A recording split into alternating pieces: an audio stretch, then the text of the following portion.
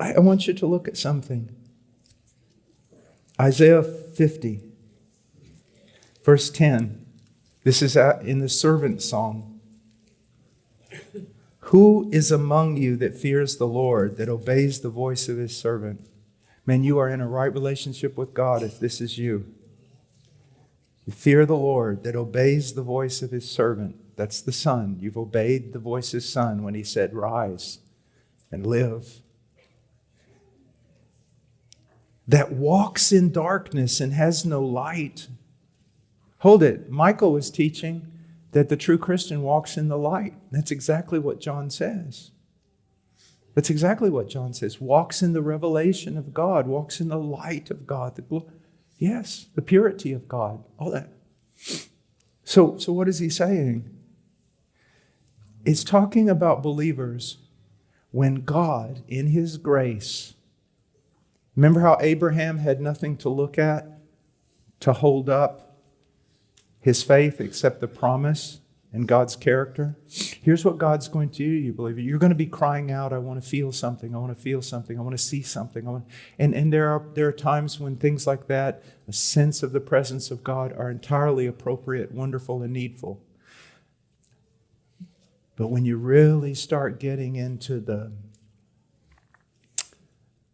more difficult classes in God's teaching, he will leave you at times in utter darkness. Leave you without anything to sustain your hope or your faith except your knowledge of his character. And if God promised to hold the hand of Messiah when he walked on the earth, you can be sure that he holds the hands of the Messiah's disciples. So let him trust in the name of the Lord and rely on his God. Let him do that.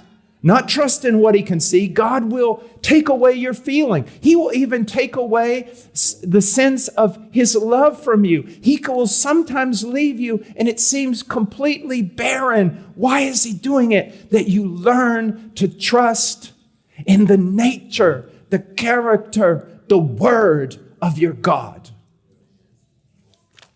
And then he goes on. Behold, all of you who kindle a fire, who encircle yourself with firebrands, walk in the light of your fire. And among the brands you have set ablaze, this you will have from my hand. You will lie down in torment. These are people who say, no, your character is not enough. Your word is not enough. I need to see something. I need to feel something. And so they go out there and they acquire strange fire. They've got to have some experience. They've got to have something, because just trusting in the nature of God. And so many believers will come to me and they'll go, I'm believing, but it's almost as though I see nothing. I feel nothing. There's nothing to support me at all. And I'm going, oh child. And yet, you find yourself believing. And yet, you find yourself going forward. Or I'll tell them something like this. Good enough. Seems quite hopeless in your case. Did you drink and party before you became a Christian? Oh, yes, I did. We'll go back to it. If I was you, let's eat and drink, for tomorrow we die.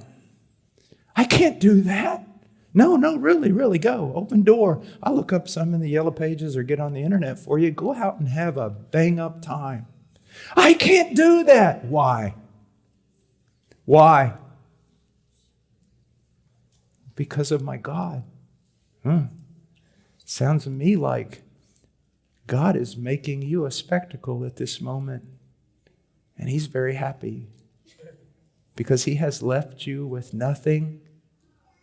He's drawn from you everything. And yet at the same time in heaven, he's boasting of you. Look at my servant who walks in darkness and has no light, but trusts in my name. Do you see?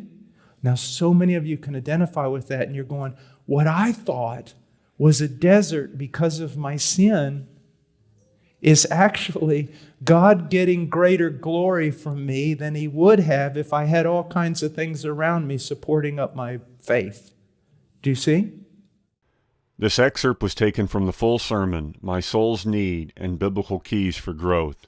For more sermons by Paul Washer, visit heartcrymissionary.com.